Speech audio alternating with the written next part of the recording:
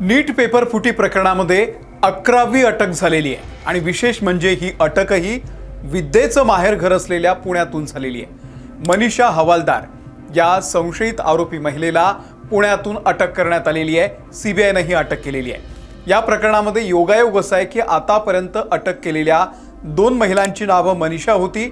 आता तिसरी आरोपी देखील मनीषाच आहे। मनीषा हवालदार या मुख्याध्यापिका आहेत।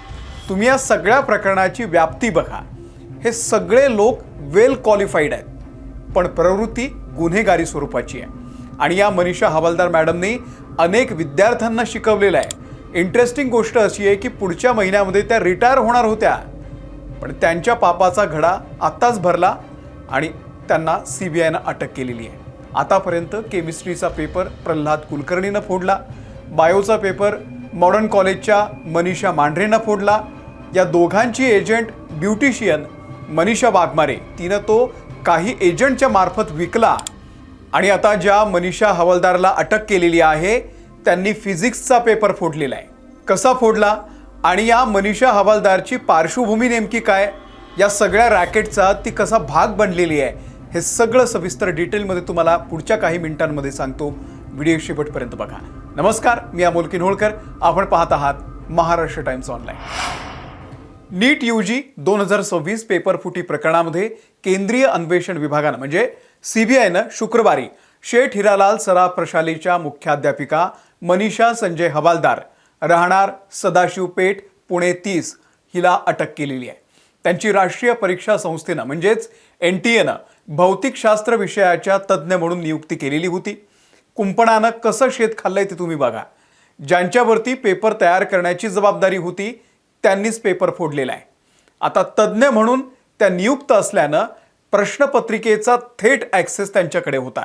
जसा ॲक्सेस प्रल्हाद कुलकर्णीला केमिस्ट्रीशी होता, बायोलॉजीचा ॲक्सेस मनीषा मांढरेला होता, तसाच ॲक्सेस फिजिक्सच्या पेपरचा मनीषा हवालदारला होता। एप्रिल 2026च्या दरम्यान तिनं भौतिकशास्त्र म्हणजे फिजिक्सच्या विषयातील काही अतिगोपनीय प्रश्न तिची सह आरोपी प्राध्यापिका मनीषा मांढरे हिच्यासोबत शेअर केले, असा गंभीर आरोप सीबीआयने केलेला आहे। सीबीआयने जेव्हा याची पडताळणी केली तेव्हा हवालदार हिनं लीक केलेले प्रश्न आणि प्रत्यक्ष नीटच्या परीक्षेत आलेले प्रश्न तंतोतंत जुळलेले आहेत। सीबीआयच्या पथकानं शिवराज मोटेगावकर, PV कुलकर्णी, मनीषा मांढरे आणि मनीषा वाघमारे यांची चौकशी सुरू केली आणि त्या चौकशीतून मनीषा हवालदारचं नाव समोर आलेलं होतं। तिच्याविषयी माहिती मिळाली आणि त्यानंतर सीबीआयच्या पथकानं शुक्रवारी सकाळीच शेठ हिरालाल सराफ प्रशालेमध्ये छापेमारी केली।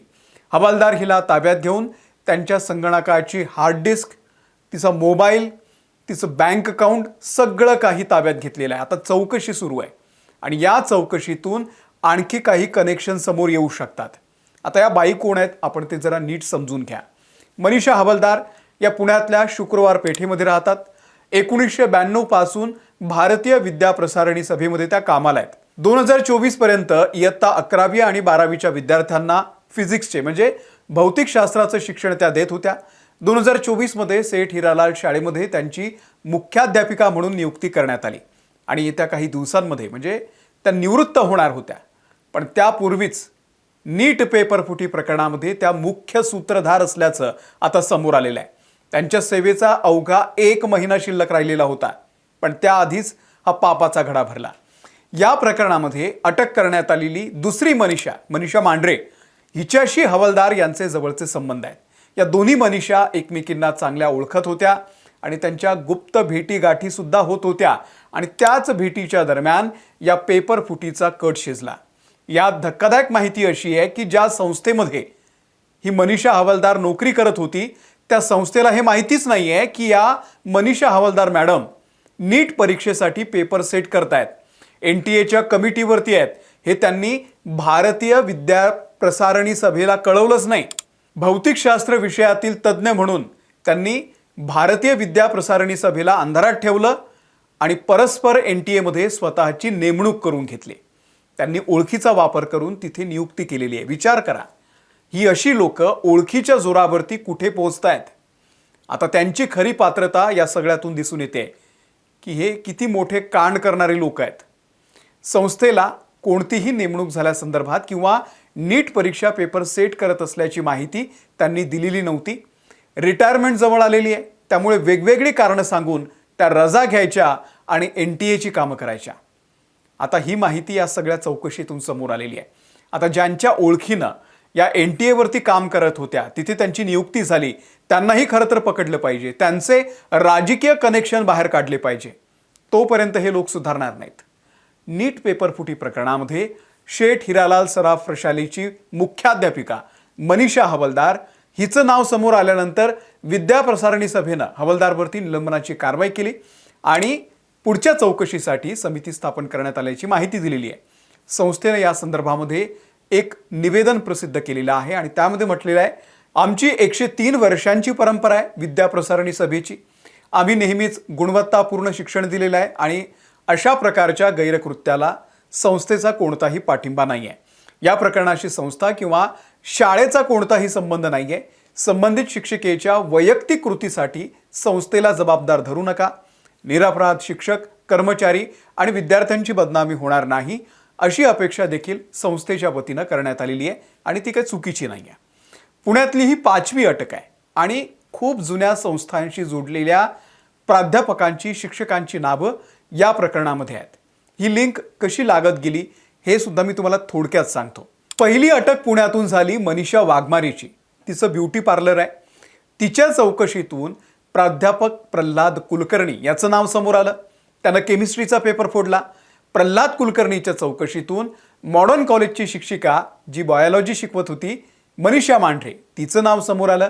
तिला अटक केली आणि त्या मनीषाची ही मनीषा मैत्रीण आहे. दोन्ही मनीषा मैत्रिणी. आता हिच्या चौकशीतून आणखी कोणाची नावं समोर येत आहेत ते पाहणं फार महत्त्वाचं आहे. PV कुलकर्णीच्या चौकशीतूनच शिवराज मोटेगावकर सापडलेला होता. आता या लिंक लागतायत एकमेकांशी. एक आरोपी CBIच्या जाळ्यामध्ये अडकतोय. CBIनं आतापर्यंत पुणे, जयपूर, गुरुग्राम, नाशिक, लातूर, दिल्ली, अहिल्यानगर यासह देशातल्या विविध भागांमध्ये छापेमारी सुरू केलेली आहे. 11वी अटक काल पुण्यातून झालेली आहे. लॅपटॉप, मोबाईल फोन, बँक व्यवहारांची कागदपत्र आणि इतर ज्या इलेक्ट्रॉनिक साहित्य आहेत ते सुद्धा जप्त करण्यात आलेलं आहे. या रॅकेटमधील आणखी धक्कादायक माहिती आता पुढच्या काळामध्ये काय येते समोर ते आपल्याला पाहावं लागेल. तुम्हाला या सगळ्या प्रकाराबद्दल नेमकं काय वाटतंय? तुमच्या कुटुंबातही विद्यार्थी आहेत. आपल्या शिक्षणातला भ्रष्टाचार, तिथे असलेल्या शिक्षकांचा दर्जा आणि ही अशी गुन्हेगारी प्रवृत्ती याबद्दल आपल्या काय भावना आहेत आम्हाला कमेंट करून नक्की सांगा. या व्हिडिओमध्ये इथेच थांबतोय. आमच्या महाराष्ट्र टाइम्सच्या यूट्यूब चॅनलला जर तुम्ही सबस्क्राईब केलेलं नसेल, सबस्क्राईब करा. आम्ही फेसबुकवरती आहोत, ट्विटरवरती आहोत, इंस्टाग्रामवरती आहोत, तिथे आम्हाला फॉलो करा. धन्यवाद.